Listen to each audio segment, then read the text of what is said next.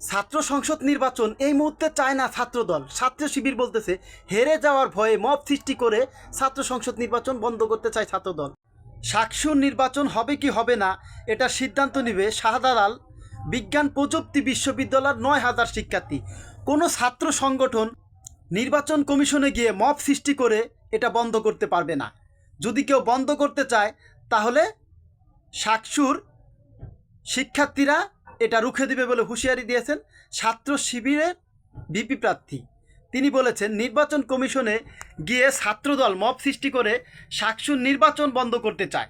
বাংলাদেশ ছাত্র শিবিরের কেন্দ্রীয় সভাপতি নুরুল ইসলাম সাদ্দাম বলেছে ছাত্র সংসদ নির্বাচনে পরাজয় গ্লান্তি সহ্য করতে না পেরে নির্বাচন কমিশন ঘেরাও করেছে ছাত্রদল। দেখেন, ছাত্রদল কিন্তু নির্বাচন কমিশন ঘেরাও করেছে। তাদের একটাই দাবি যে এই বর্তমানে ছাত্র সংসদ যে নির্বাচনটা আছে এই নির্বাচনটা বন্ধ করার জন্য।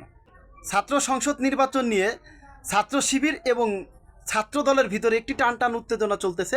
ছাত্রদল চাচ্ছে এই নির্বাচনটা জাতীয় নির্বাচনের পরে হোক, কিন্তু ছাত্র শিবির চাচ্ছে এই ২০শে জানুয়ারি এই চাকসুর নির্বাচন হতেই হবে। এই কারণে ছাত্রদল নির্বাচন কমিশন ঘেরাও করে রেখেছে। এদিকে ছাত্র শিবির অভিযোগ করেছে যে নির্বাচন কমিশনকে ঘেরাও করে মব সৃষ্টি করে এই ছাত্র সংসদ নির্বাচনকে বানচাল করতে চায়।